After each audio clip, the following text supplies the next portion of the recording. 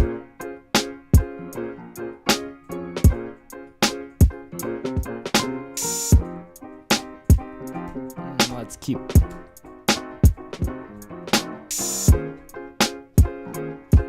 nudging it till it feels good.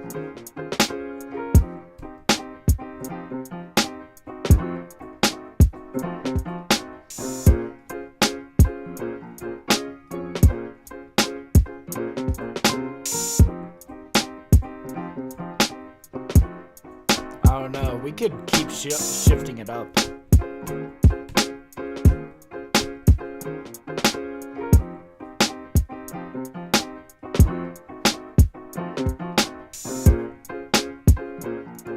Okay, so what if we kept it higher, but then we pitched it up?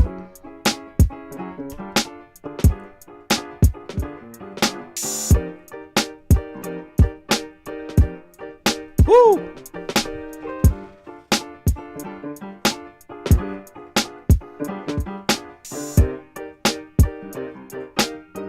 See, now it's like it doesn't know if it wants to be a straight note or if it wants to be swung. Like, dude, that's sick. That's so cool. I like this.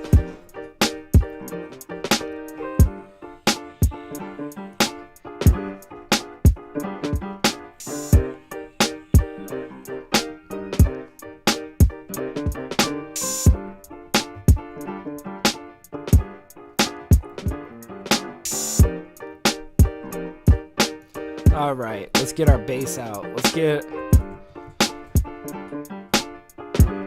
boom, boom, boom, boom, boom, boom, boom, boom, boom, boom, boom, boom, boom, boom, boom, boom, something.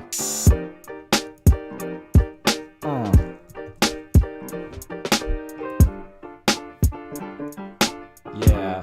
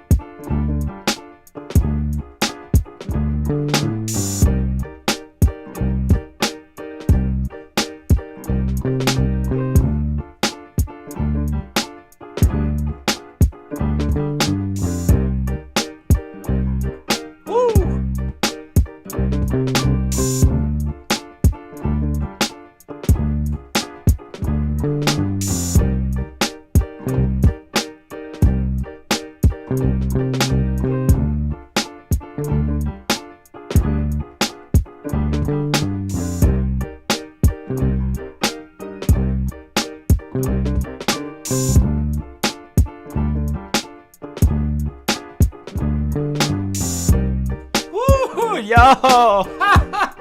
That's so much fun. Hey, what's up, Thundy? How's it going, dude? He's like, yeah, them ninth and diminished chords, though, right? Oh, man. This is a vibe and a half already. I like it. I like this, dude. This is sounding good. Oh, let's see what I captured here. I don't know. We might keep pecking away at this bass line. I want this bass to be perfect, but we'll see. But yeah, how's your day going, Thundy? How's life treating you, my man? Woo.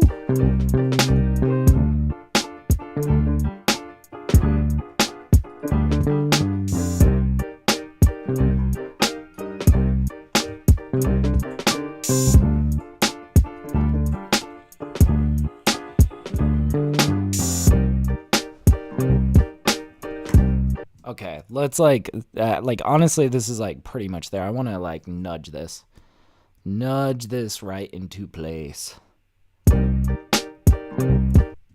So like that's not hitting.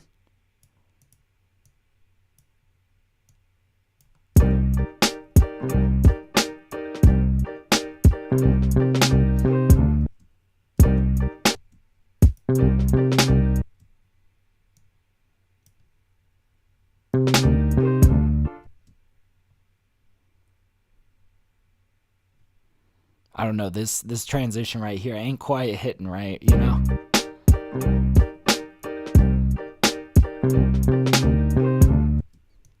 I don't know, we'll mess with it. But yeah, Thundy says, been productive. Gonna start my project for the piano battle. My man, I can't wait to hear what you cook up, man. Hell yeah, that's gonna be sick. Yeah, and for everybody curious, we've actually got a beat battle going on in our Discord. Beat battle submissions channel. We're doing the dueling piano battle. So basically I want to hear you guys' best piano work. Dude, I'm excited to hear what you're going to be throwing down. I know that you have taken quite a liking to the piano, so I'm curious what you got in store for us, you know?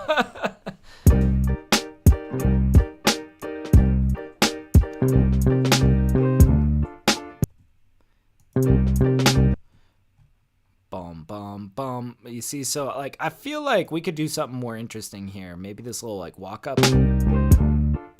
Yeah, something like that. Maybe if we put like a little bit of separation between these, that could be cool. Right? Yeah, something like that. Maybe get that a little bit more snug.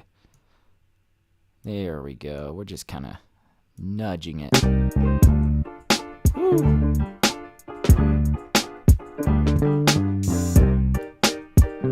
Oh, there we go. That's it right there.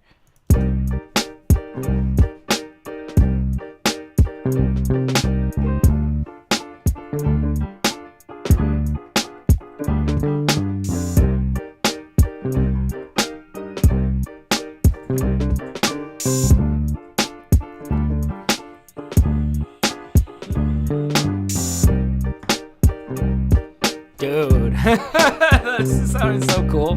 I like this.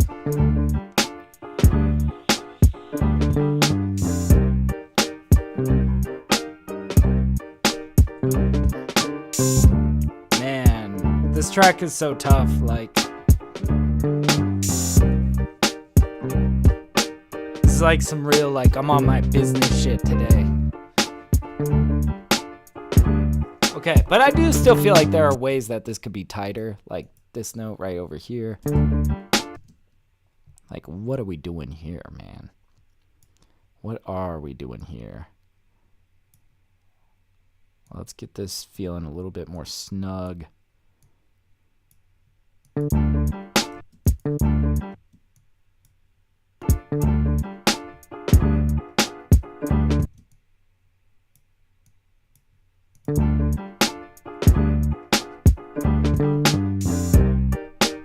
Oh, that D diminished 7 to G dominant 7 is so spicy. Hell yeah.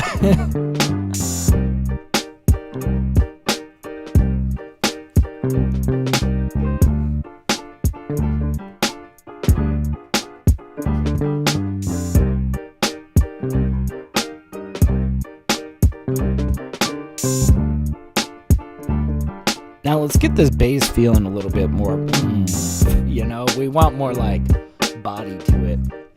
So usually if I just like throw an LA 2A on here,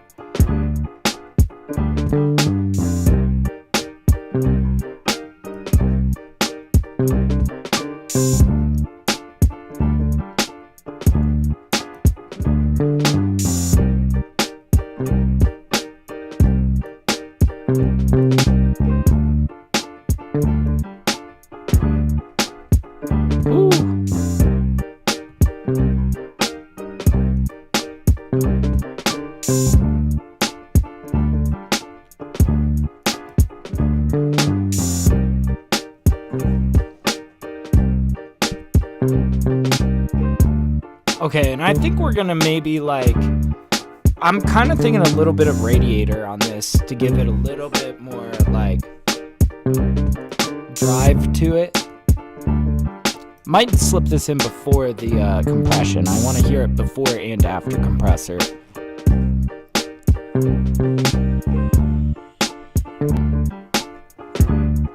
All right.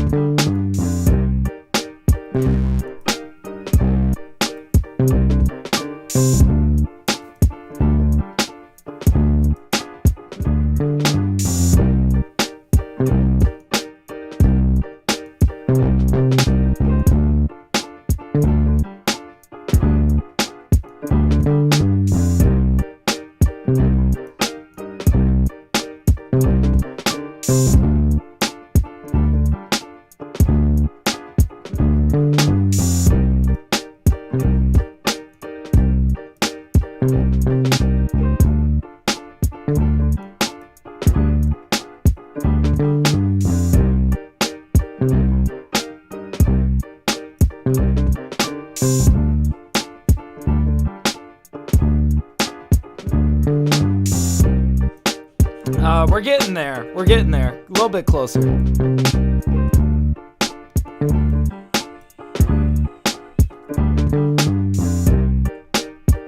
Let's hear it after.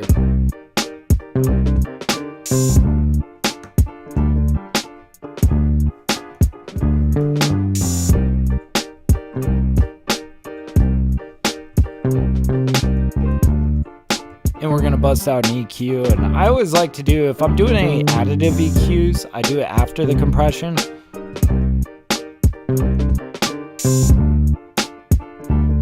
If we just boost like the real important part a little bit.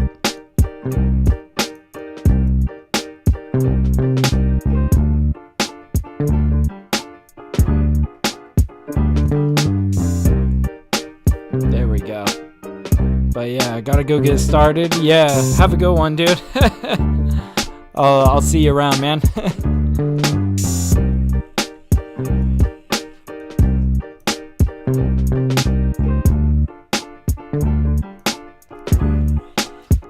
But yeah, I actually won't be live on Wednesday because I'm participating in the Amazon boycott.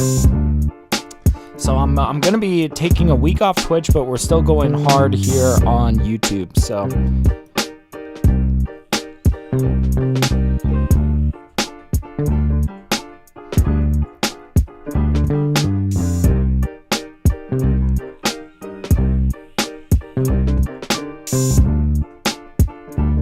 okay, this is sounding good. Now, what are we gonna add on top of this?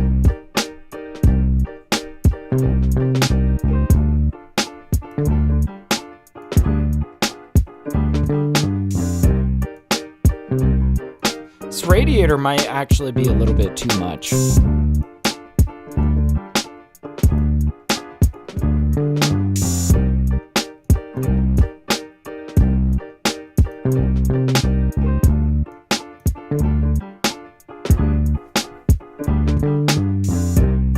There we go. Now let's set it back a little bit. There we go. Okay. we're getting there.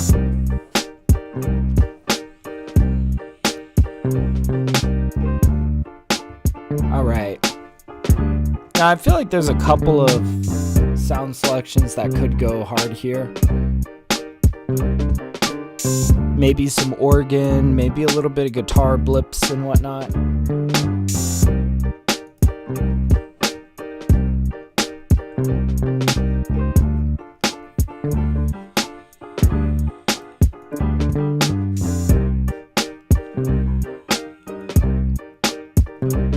What am I looking for? I'm thinking, let's mess around with a little bit of guitar. I'm not sure if that's gonna be the answer, but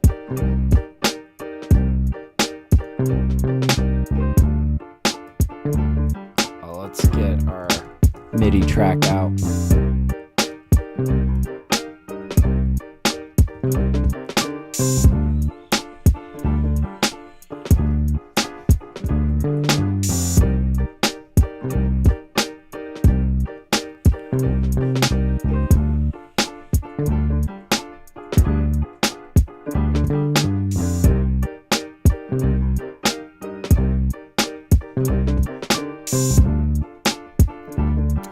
It's thinking about it. It's certainly thinking about it.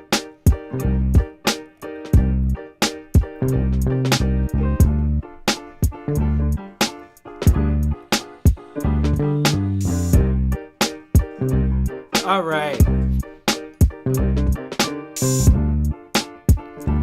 Okay, so I believe we've got like a lot of variations of guitar somewhere down here. Yeah. Let's see what we're gonna need.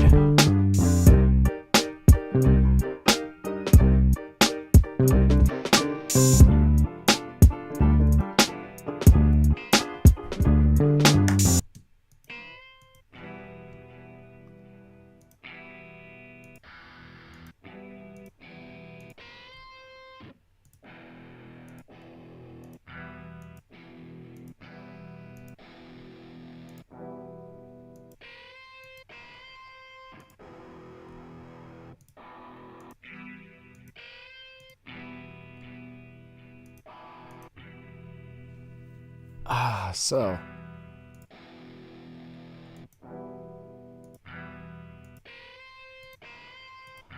I'm thinking we could use this mellow jazz maybe, but if we get kind of blippy with it, it might work out, you know? I think we gotta just mess with it a little bit.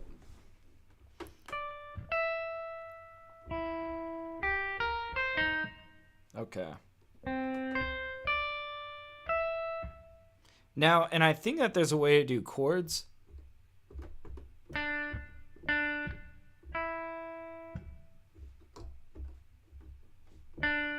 I need to get more acquainted with this plugin, you know? Like, what do all these blue notes do?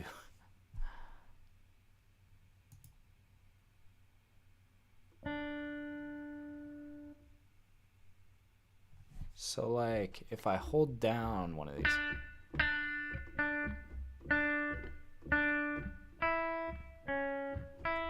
Not quite.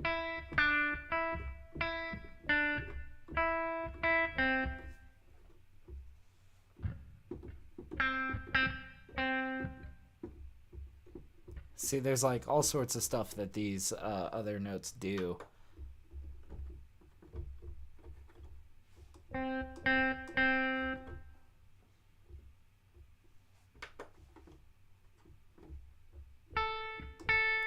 You see, okay, so that's changing the fretting mode. Interesting. Okay.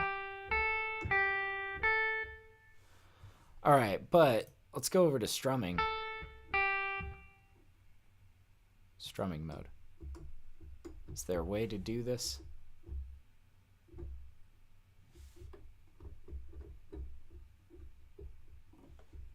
I'm not sure. I feel like I really got to get more acquainted with this plugin. There's actually a lot of versatility here.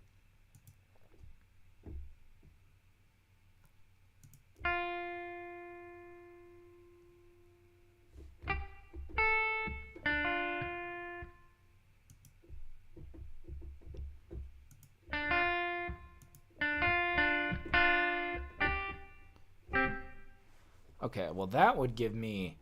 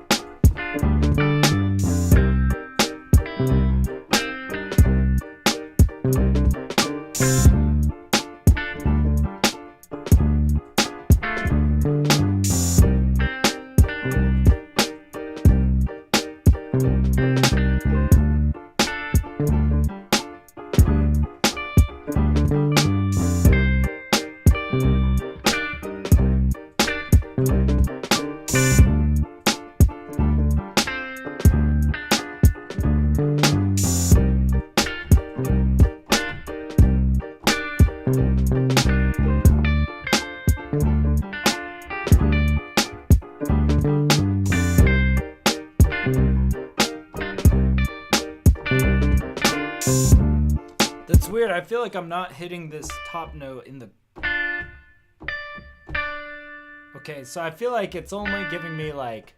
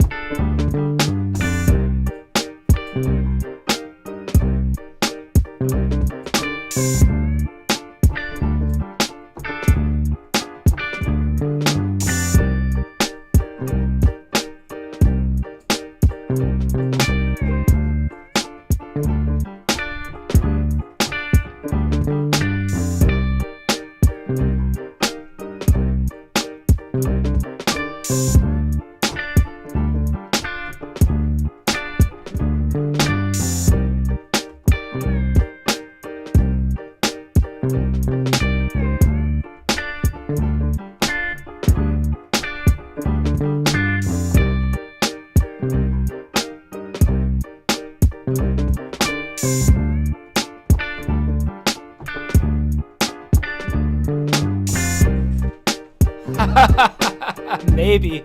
Something like that.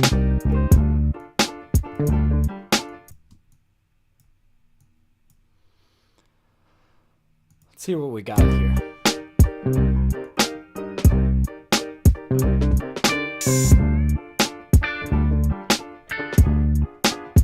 You see how, like, sometimes we don't get that top note? Like, what is going on here? This plugin kind of confuses me, but I feel like it's one of those where it's like it's got all of this functionality built into it for intonation and different like strumming techniques, and it's just a matter of kind of getting familiar with the tools you got. I think that that's kind of, you know, it's like work like this is, I feel like, pretty important. It's getting to know your tools a little bit more.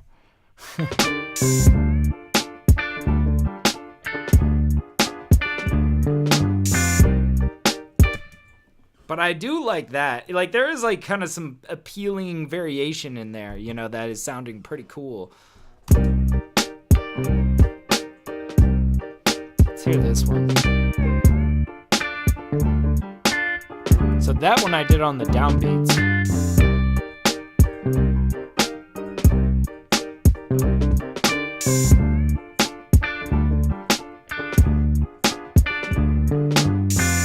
I like the offbeats, you know. Slide that in.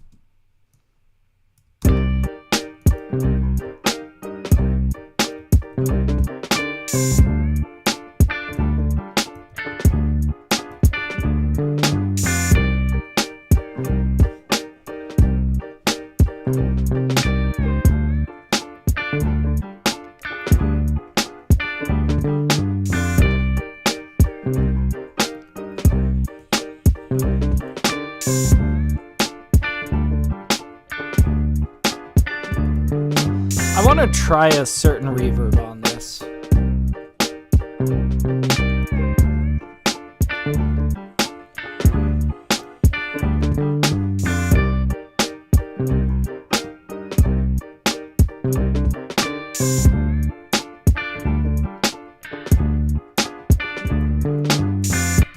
Not quite.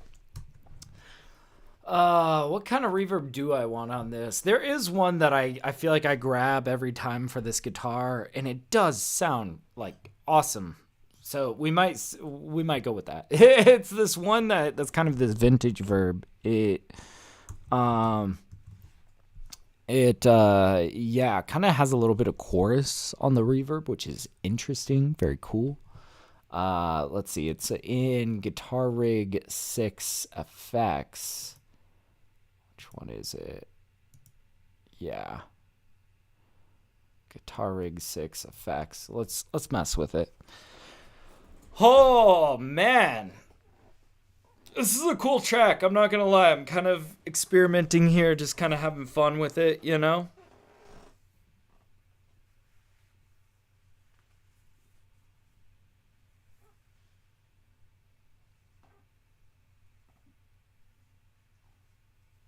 All right. Let's see. It's this air verb.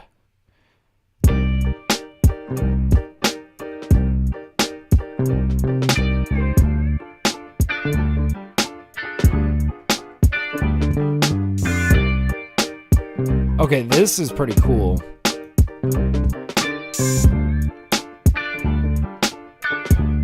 It's kind of getting it to be a little bit harsh now. But I'm kind of thinking, what if we like compress this a little bit? And we might do a little bit of EQ work too.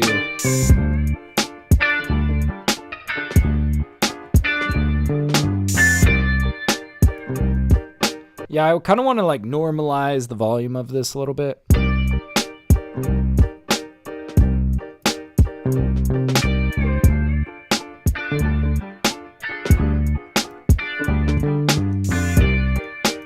So yeah, you can kind of hear that. Now let's pull out an EQ and just see where those harsh frequencies are. And this is going to be a subtractive EQ, so we're going to do this before the compression.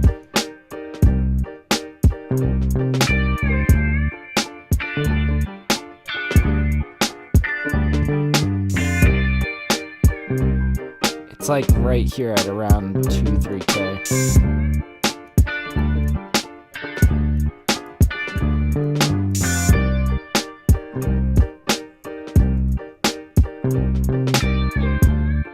We might pull this this reverb outside of the compression now.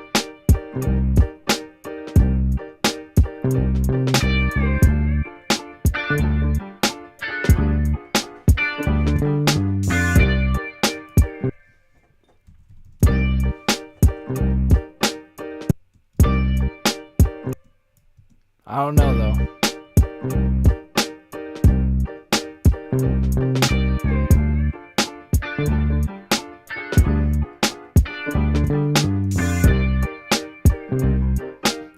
And we could kind of pull back on this guitar a smidge on this reverb.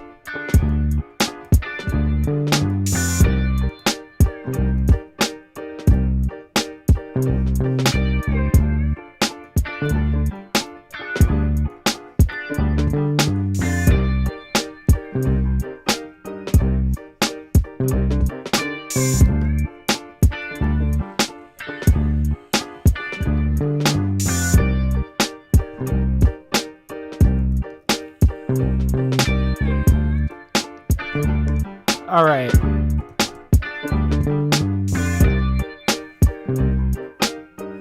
I would love to like maybe find like a little organ blip to chop or something. I'm not sure if we would lay down the organ ourselves or if it would sound cooler and more like robust if we sampled an organ and like chop.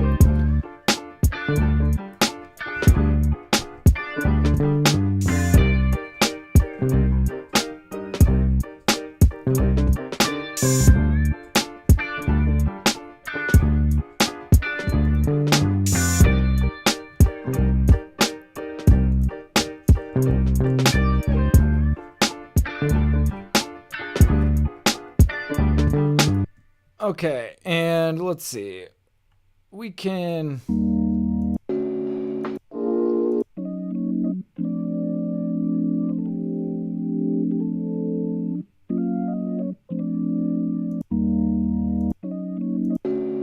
The only one of these might be this guy, but we gotta like mess with it a little bit because really I'm not looking to sample like all of this.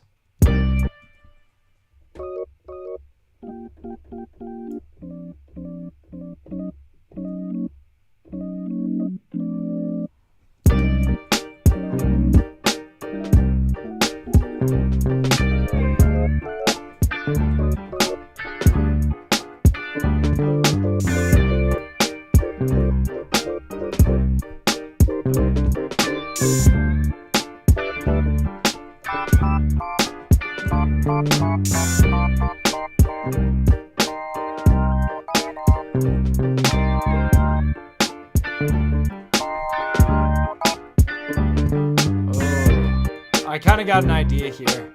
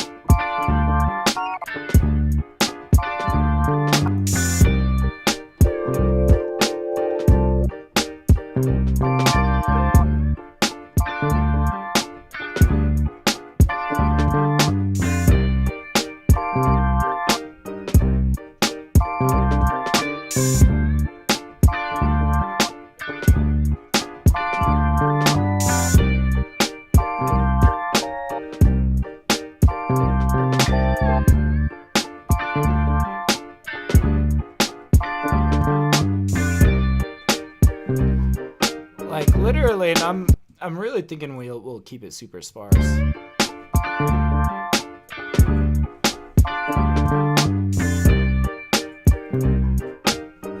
Okay, so something like that.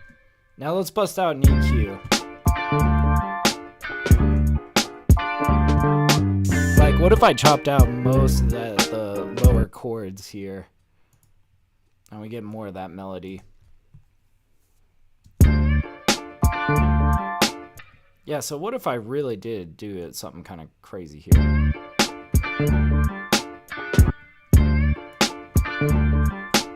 Yeah, something like this.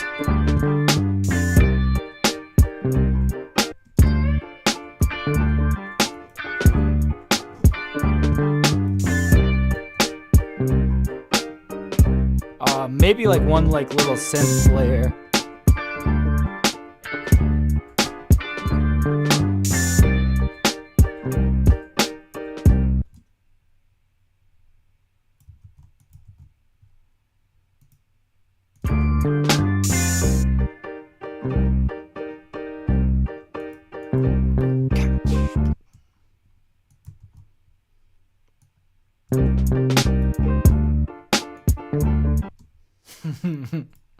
This is sounding cool.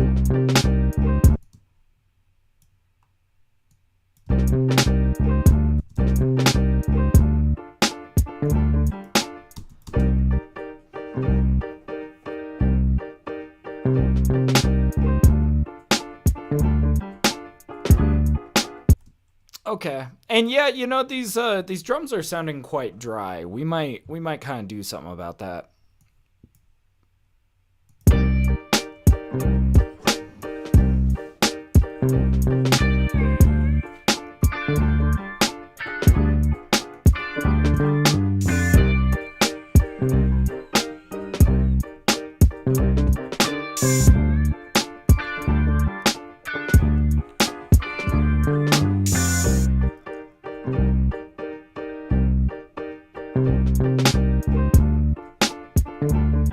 Damn, that is so tough. Alright, let's focus on these drums a bit. We have like nothing on here. Let's get our decapitator out.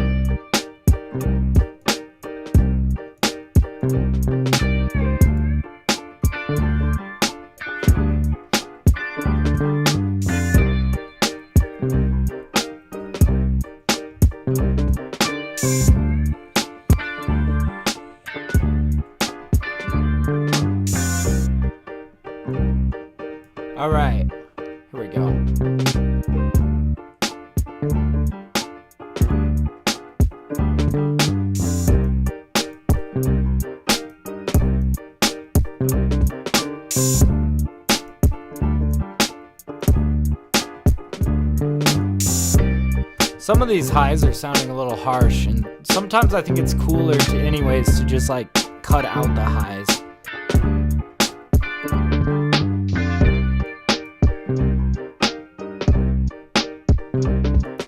I'm not sure if that's gonna be the vibe for this one though. Might just be that this open hat needs to come like way down.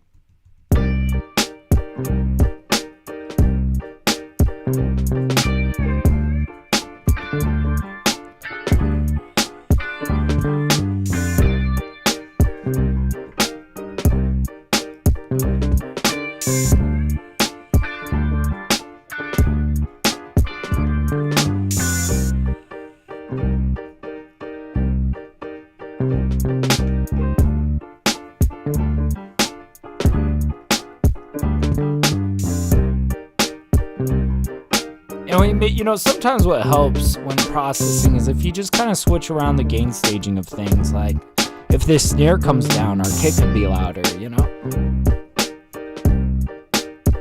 Maybe we bring down these hi-hats a little bit too.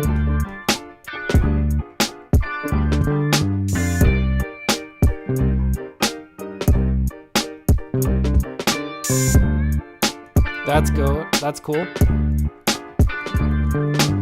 Get a little bit of LA2A on here.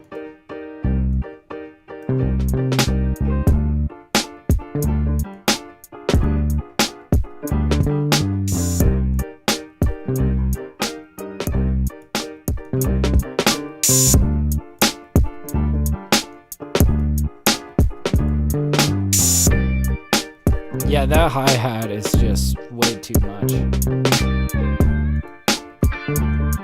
Let's EQ it. Maybe we just cut the highs of that open hat.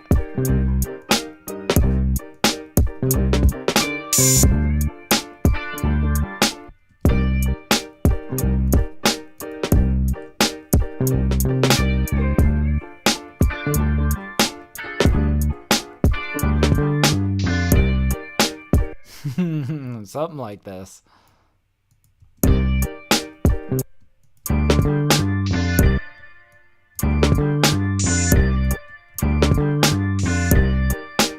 Okay, that's a little bit smoother.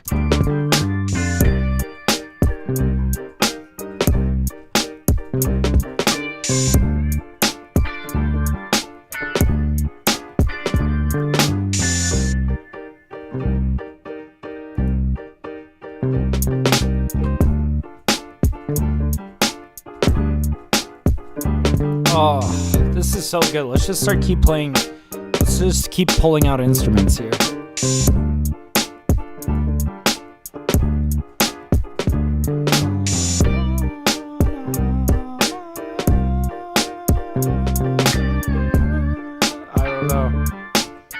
What do we want?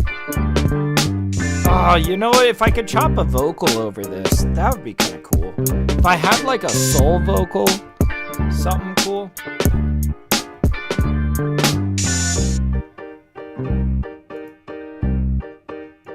I don't know if I got anything good.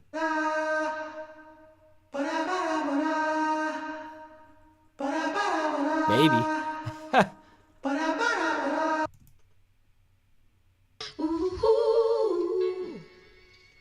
There's a lot of stuff in the background.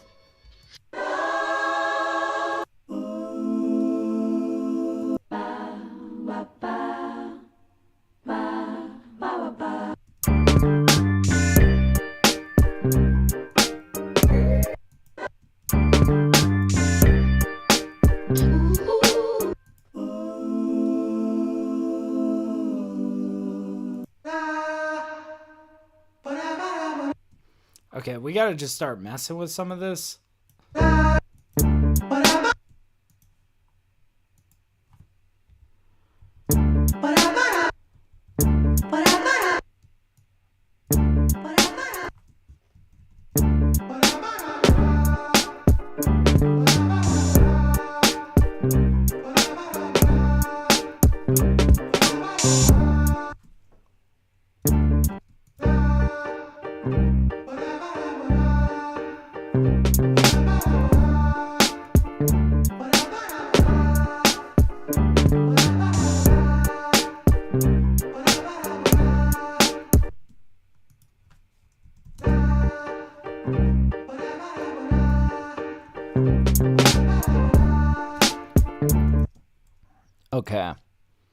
And I'm kind of thinking like, let's only we're gonna use this kind of sparingly. I think we're gonna like.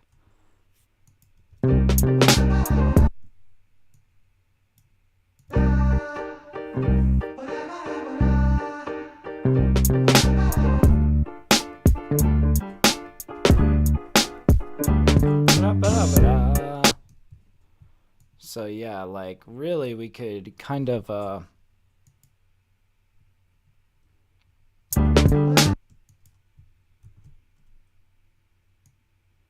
chop kind of like this. And what if we really like narrowed the band?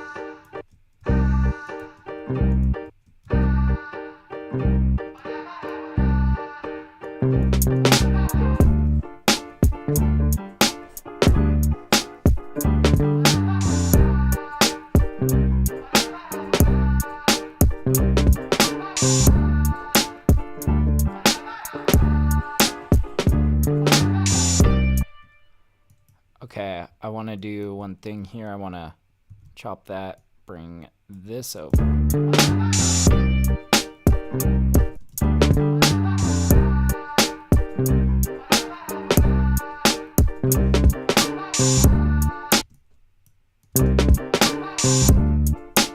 Okay. See, and I've kind of like opened up some space here.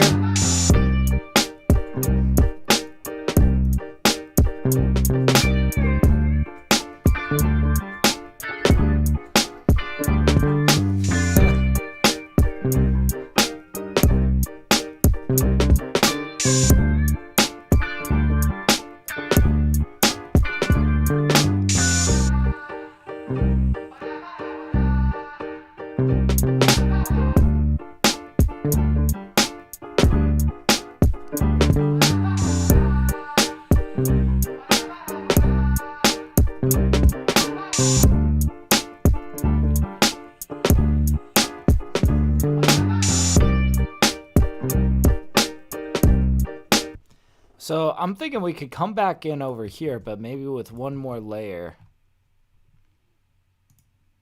And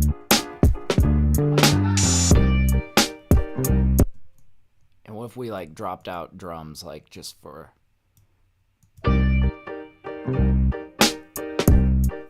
Yeah. Throwing it down hard, that's cool.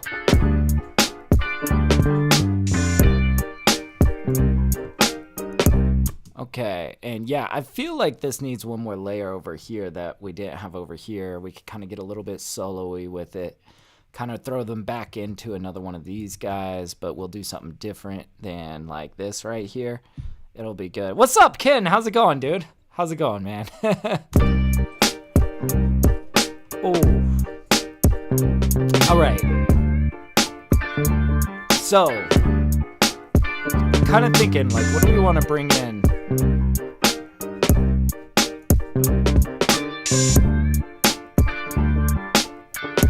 And this is like such a sample-based song. I feel like it would be very appropriate to like chop something. We could always come in with our own organ. We chopped some organ already, but...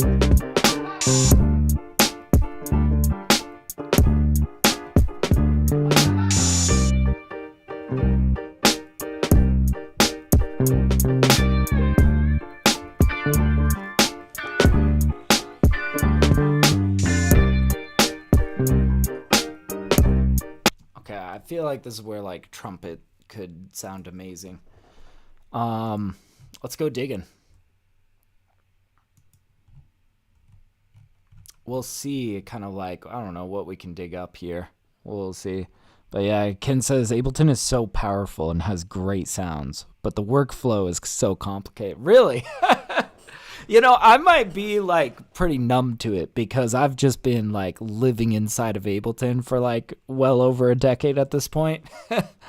I like the workflow personally, and I think FL Studio looks very alien to me. It looks like a lot of menus and stuff, you know. But I don't know, workflow wise for Ableton, I quite enjoy it because I guess like really what I would say is you can kind of drag and drop anything anywhere inside Ableton, and it will behave pretty much how you want it to, you know? So from that standpoint, I feel like it's really nice. You can just slap down a MIDI. You can just slap down an audio. You can just, if you grab audio and you slap it into a MIDI track, it'll automatically load it in your sampler, you know? If you take audio and you slap it into a MIDI, it'll be like, hey, you want to convert this to a harmony and MIDI? You know, it's like, I feel like it's pretty liberating, but then again, I don't know. I've been like living inside of Ableton for 14 years, so you know, I might be a wee bit biased, you know, just a tiny bit. Let's see what all we got here.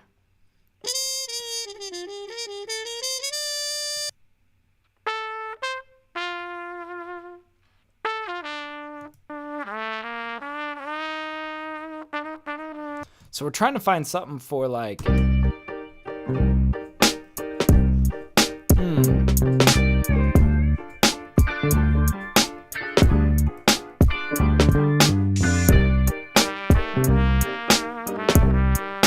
Woo!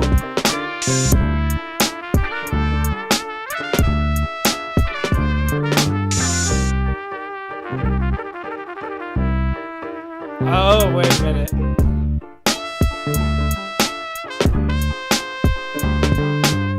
Oh, and you know what was cool is, okay, so that came in and it was close. It was close, but that came in about halfway through this section, which I thought was pretty cool. And then we could like continue it off over here and kind of chop bits of this off to make like a variation over here. Really kind of take them by surprise with the trumpet solo. Yeah, let's just start playing with it. Why not? That was sounding cool.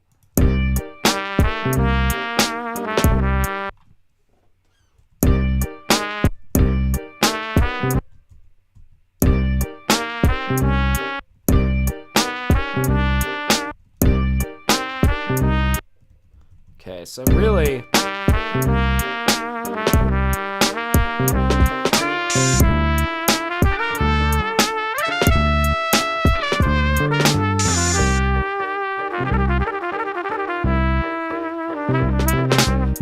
see, that's like around there where it starts to feel off. So this is in a major key. Let's go check our sample.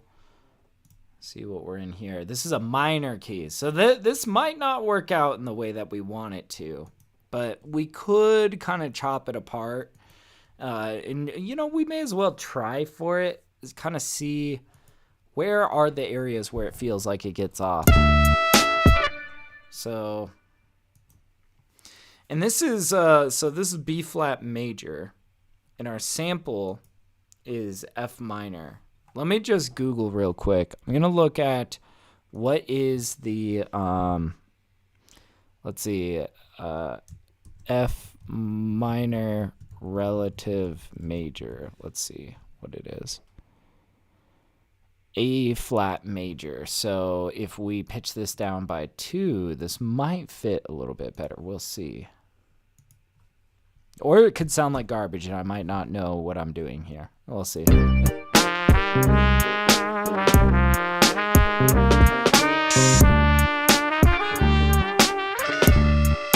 Yikes.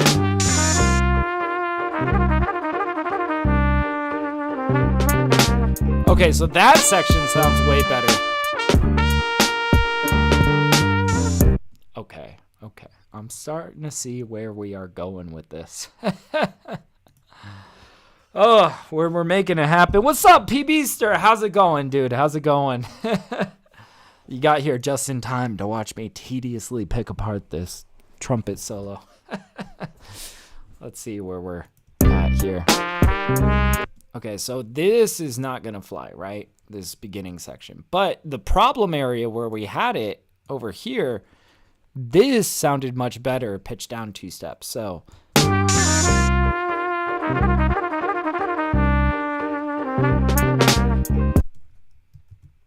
let's keep that. Let's bring that back to its original. But yeah, not bad yourself. Oh, I'm chilling, man. I'm making some dope music today.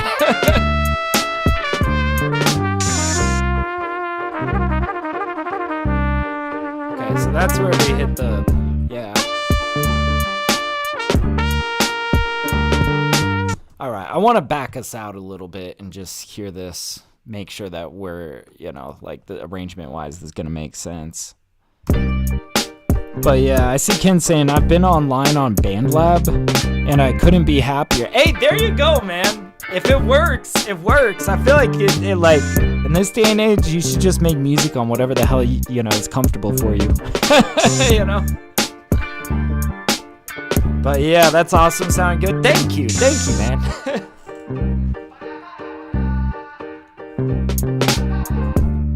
Oh, I just love the syncopation of this. You know, we're really on that Dilla shuffle here. Whew. Yeah, Ken says Ableton is probably the best. Well, besides Logic. I think it kind of depends, man.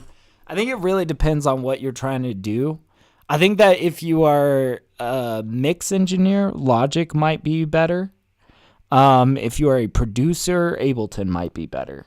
And honestly, whatever you can do in Logic, you can also do in Ableton and vice versa for the most part. It's more about workflow and whatnot. But I only really say that because I think, you know, I haven't really used Logic, but, you know, for the longest time, Logic has been like the industry standard for mix engineers, right? If you go into any high-end studio, you know what DAW they're working in Logic, you know, and that's usually for like, I don't know, I guess people's preference for like live tracking stuff and also mix engineering. Ableton, though, to me, I feel like really is a producer's, you know, DAW, and it's like small things. It's like the how effortlessly you can drop something into a sampler. You know, like I love Ableton's sampler. I also really love Ableton's warping capabilities. Really great for remixes, really great for sampling, you know. Ableton was like one of the first DAWs that really had time stretching down, you know. One of the first ones. It was like super competitive back in the day before, you know, but like literally that used to be a talking point as to like why Ableton over FL Studio. And it was because, you know, like, oh, well, Ableton's got the superior time warping capability, you know. And it's like all of this stuff doesn't matter nowadays because everything can like time stretch perfectly. But, you know, it's strange. I feel like it evolves as time goes on. But yeah, he says, I've always used MPCs. Oh, nice. I got an MPC sitting right next to me. Yeah, he says, I'm new to computer beats. It's much easier working in a DAW as opposed to hardware. That's what I've heard. I've heard a lot of people, and I will say this because I used to chop in MPC. Nowadays, I chop mostly inside Ableton, and I use my MPC as a MIDI device, you know? But I think like MPC workflow makes a lot of sense for like sample-based hip-hop, you know, like absolutely. But I've heard a lot of people describe it as pretty limiting, and I could see why maybe. But yeah, have you tried Omnisphere? I have not yet. I know that used to also be like one of the big plugins of like, you know, just one of the largest sound banks, I guess, you know, that people would be suggesting. I haven't tried Omnisphere yet. I am kind of open to it because I feel like I would find a lot of sounds in there that are very recognizable. And, you know, I'm a big sucker for having a huge variety of instruments, so I might have to check it out one day. All right, where are we at? Where are we at, guys? Let's see. I don't know.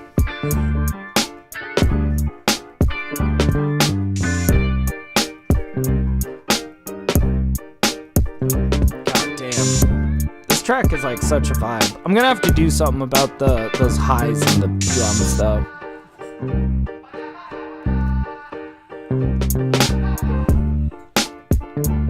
It's because we compressed it super hard.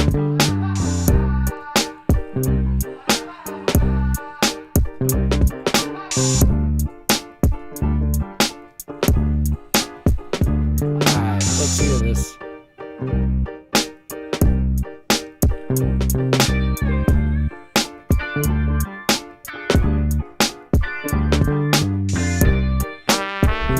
no, Pete Beaster got it right. You can never have enough sounds.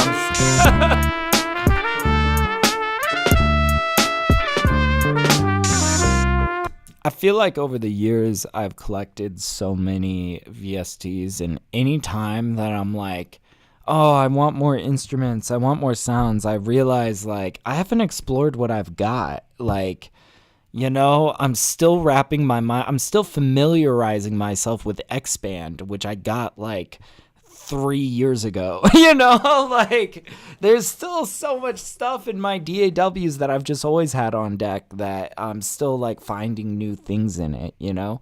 I feel like I still need to spend more time with Complete Control. There's so much gold in Complete Control. But yeah, Ken's saying I'll spend hours looking for sounds. Yo, I'll tell you guys this. Look, I think a big strategy, huge strategy for being like the most effective producer you can be. Organize your DAW, organize your sounds. Pretty much every VST typically has a way for you to favorite your favorite sounds, to, you know, to save presets, to, you know, like, and I would just say take advantage of all of it. You know, take advantage of it. Use that favorite functionality, you know, save presets, you know, like I think that the more smart and organized of an approach you can take to your VSTs and to your DAW, ultimately the faster that you can really get to the right ideas. And I feel like it's not so much about like, oh, I want to make beats in 30 minutes, you know. It's more about like when you're in the studio with an artist, like being able to move at the rate that creativity happens, you know. I think that's honestly my end goal, you know, and you guys will see me post videos of like making a beat in 30 minutes, you know, and that's fun. It's a personal challenge to me. I'm just having fun making beats, but also I feel like I'm trying to sharpen a skill here of like, you know, I'm trying to be able to move faster and get to the right results so that I can keep up with the artists that I work with, you know, but yeah. Yeah, and also, you know, I like what Ken says. Yeah, effects help if you're feeling like your sounds aren't enough. Absolutely, you know, like sound designing. Like, I feel like I've gotten better at that over the years, but also partly because I've just collected a lot more plugins, you know?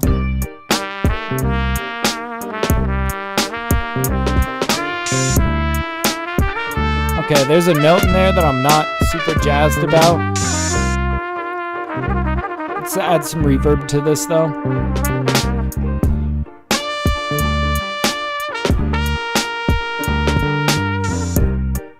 Oh.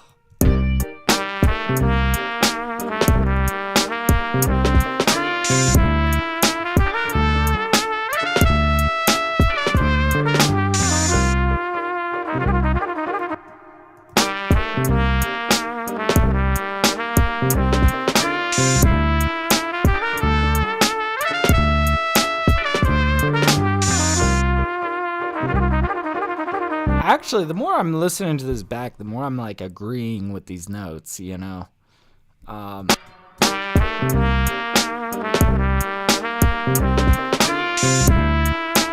At first, this note was throwing me, but I feel like that makes sense for this walk up. And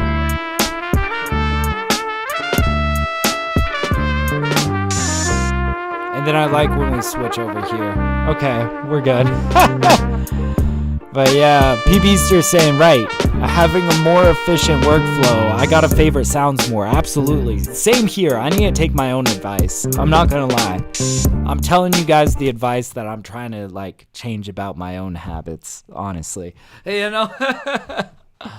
But yeah, you know, and it's like, I feel like honestly what helps you be more efficient is like, I would suggest this for everybody. Like, let's say you've got goals of like, I make 2 beats a week or something like that. Like, and I think like setting goals for yourself like that is what helps push you and helps you be disciplined when it comes to, improving your craft and getting better is like actually setting tangible goals. Like every Thursday I make a beat, every Saturday I make a beat, But if you are like planning like that, I would say give yourself also, in addition to that, one session in your DAW where you're not making beats, but rather maybe a session where you are like gathering drum samples and organizing it into drum racks. You're taking the time to explore your VSTs, you're favoriting, instruments, you're creating new instruments, you're sound designing. Maybe even if you're like me, where you're like, I like, having a grab bag of like samples and stuff to chop apart and stuff, maybe you are cooking up samples for yourself, and I think that all of this prep work, all of this, getting acquainted with the instruments, organizing your DAW, saving drum racks, so you, instead of flipping through 1,000 one-shots every time you make a song, you can just like pull up a collection of one-shots that is going to be agreeable, It's all of that work that I think really helps you like lock in your workflow, So anyways, I'm yapping at you guys. I like yapping at you guys.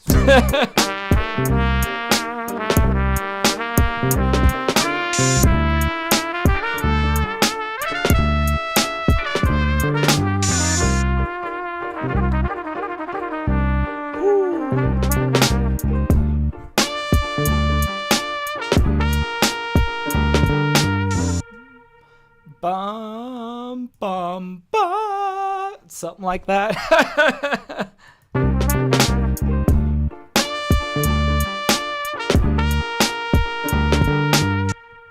Bum, ba is what I want to do, in case you guys weren't aware. And we'll chop this apart from this guy, and we'll say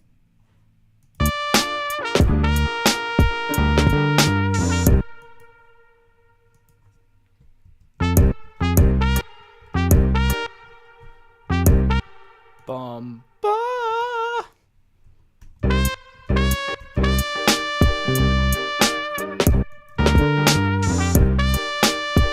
Oh! I don't know. We're like figuring it out one piece at a time, but like, dude, that's good. But yeah, P. Beaster is saying, yeah, for sure, good idea. I need to get better at finishing beats. I always start a new one. Oh man, don't get me started on that. Yeah, and like I feel like all of these, because these are common issues. Like I've had struggles finishing beats in the past. What helped me finish beats more was I started the insane goal of I'm gonna publish a new beat every single day.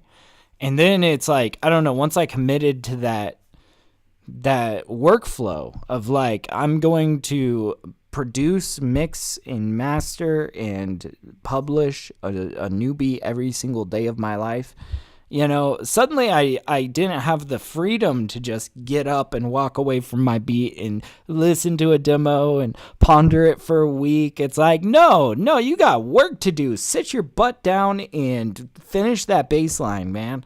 Like, I didn't start really moving in the way that I needed to move to like, work with people and whatnot until I started forcing myself to like, really fall in line with certain goals there. But I think that if you can recognize your weaknesses though and kind of plan for that, that's how you get through it. So like, for example, like this was also around the same time that I was like starting TapDaddyBeats, I was publishing a beat every day. I sucked at bridge sections. So what I did was I was like, okay, I'm making a beat every day. I suck at bridge sections. So what I'm going to do to change that is I'm going to make a rule for this next month. Every single beat that I make has to have a bridge section. Like, I'm not shipping it unless if it has a bridge section. So I was like forcing myself to come up with bridges, and yeah, some of them sucked. some of them sucked balls, dude. It was like, you know, but like, oh man, I got so good at bridge sections after that. Like, oh man, it was like, I swear, you know what it is it's like, it's like every time you sit down to make a beat, you're like exercising muscles, your creative muscles, you know? And I think that by setting goals like that, it's like you're lifting heavier weights, right? You're pushing yourself more. So I don't know, if you can think of it like that, it's like the more that you can challenge yourself and the more disciplined and committed you are to doing that, you know, like that's when you really start to like make huge strides in your production, you know? So anyways, let's wrap up this beat. Let's like we're at the finish line here, you know?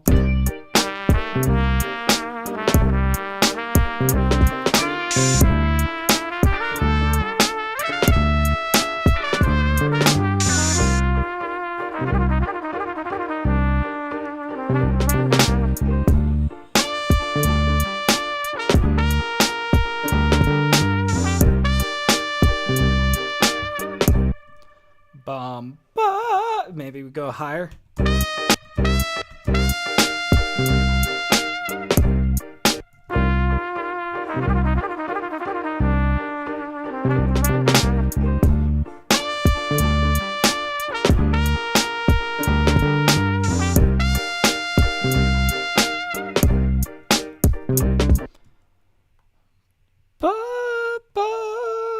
Maybe we go.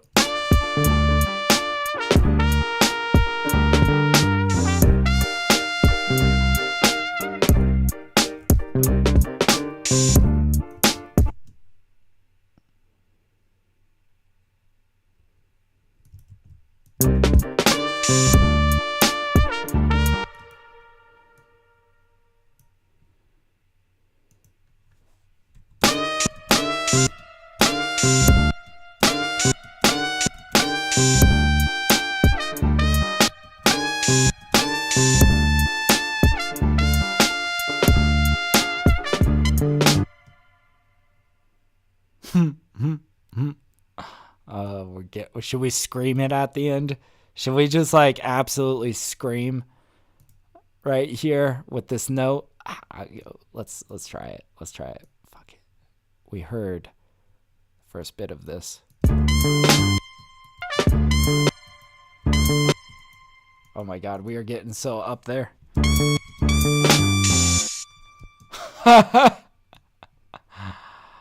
Oh my god. Okay.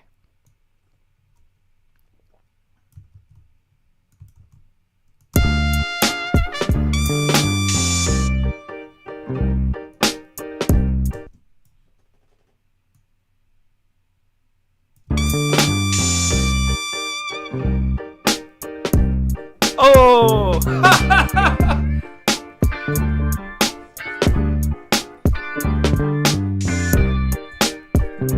Dude, this beat is so tough. Like, what the fuck, man? Oh, man, that is awesome.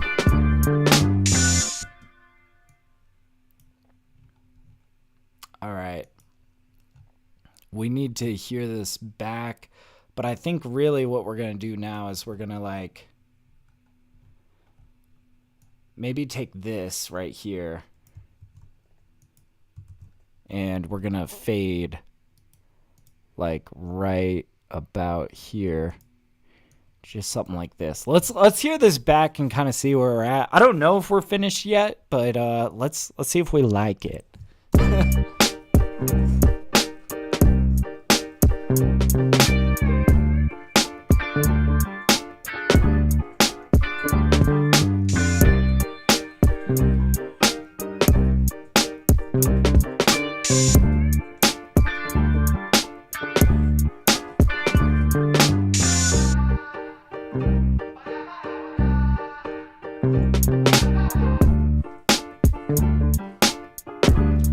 We could do some more counterpoint here. That's what I'm thinking. Let's keep listening though.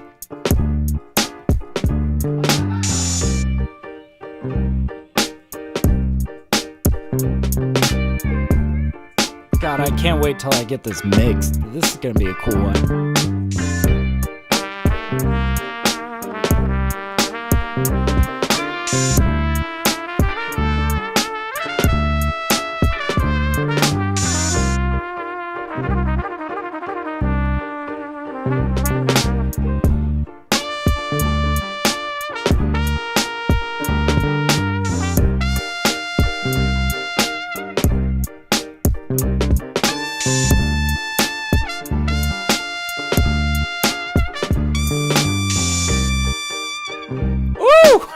Yeah.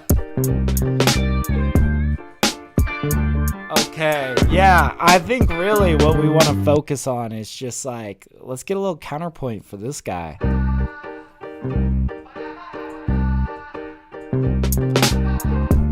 Bum, bum, bum, bum, bum, bum, bum.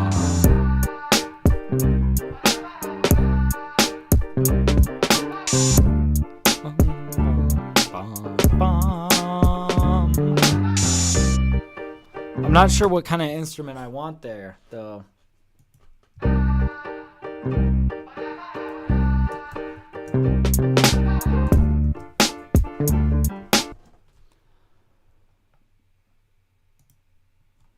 Bum, bum, bum, bum, bum, bum, bum.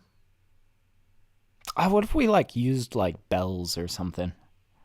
That could be the ticket. Maybe we go something that's a little bit more orchestral, a little bit more hi-fi. Something like out of the BBC Symphony Orchestra plugin. Let's see. We're going for where you at, dog? Where you at? Spitfire audio. Get your butt over here. Here we go. Okay.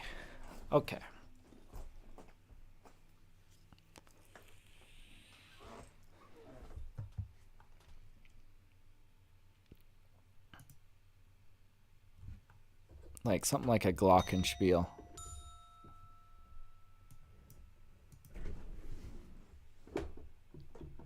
Dope. I clicked off of it. There we go.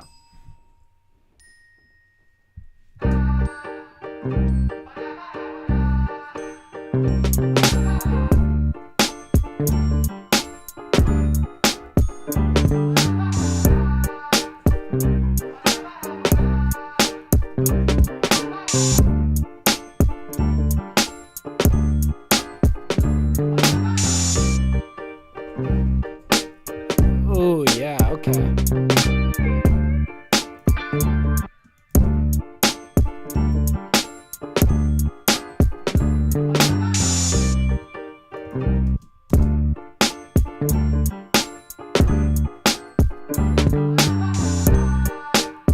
Yeah, just that.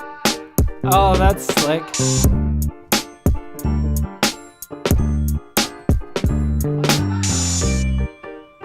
And I think we're going to cut off that last note right there.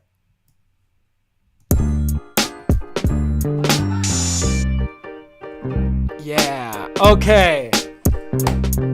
Oh, man. That is sounding cool. All right, and then I feel like we need to figure something out for intro. We need a grand way of bringing us in. Now, I feel like whenever I say that, I always go for applause. We're going to try to maybe not do that. First of all, let's hear how this sounds. Just this out here.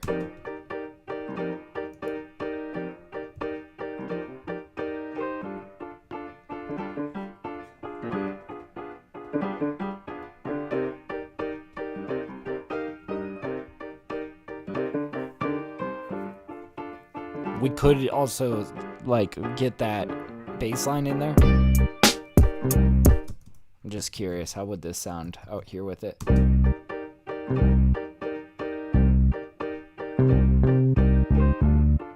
It's a little awkward.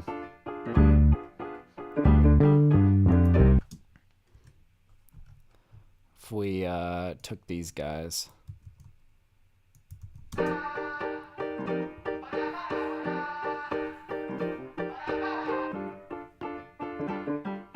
doesn't quite gel, but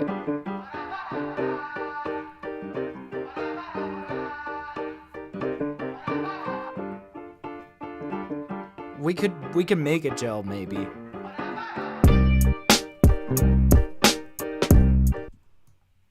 Ba-da-ba-da-ba-da.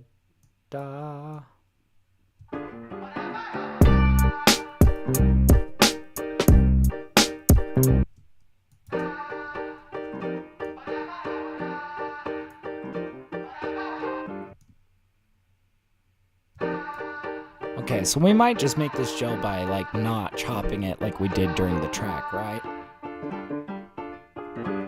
Yeah, like that.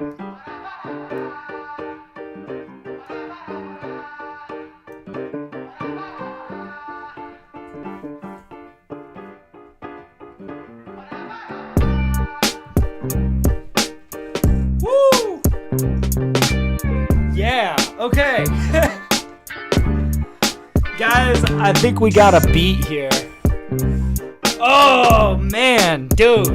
We stomped this one. We stomped this. Like, holy shit. Let's hear it.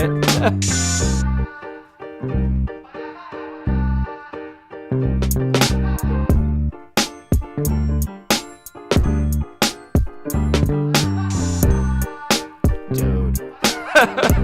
Thank you, PB, sir. Oh.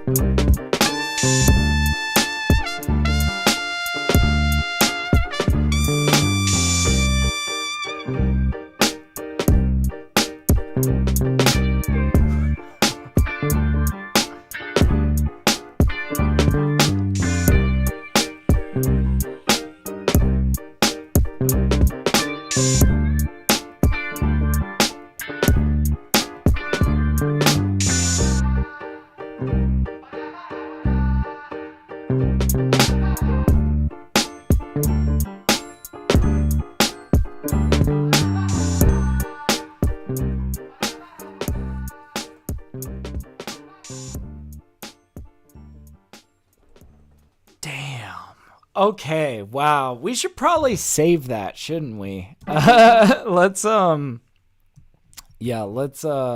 that, I think we're on song 955. Song 955. All right, and save.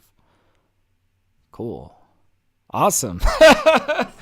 Well, holy shit, guys. We made we made 2 tracks today. The first one we did without any MIDI keyboards, just as a challenge. That was super fun. That one came out pretty cool. And then this one, what a funky banger. Like, Jesus. Okay. I feel quite accomplished today. Okay. Made 2 beats. Both bangers. I feel like we really got a lot done today. So anyways, I think I'll probably call it there. I will be live on YouTube on Thursday, just mixing down some tracks. If you guys want to come hang out and watch me mix, come pick my brain about stuff. Yeah, please do. I'm not going to be streaming on Twitch this week. I am, doing the Amazon boycott. So I've decided I'm not going to be, streaming on Twitch specifically, but I will be live on YouTube this week. So, come hang out. It's going to be fun. But yeah, thank you, PBster. Yeah, the dope bass line. Like that really, it's like that in like the chopped like piano, the little syncopation that we were getting there. Oh, spicy, man. Spicy. Anyways, I will catch you guys later. Thank you so much for hanging out. I'll see y'all hopefully on Thursday. Peace out, guys.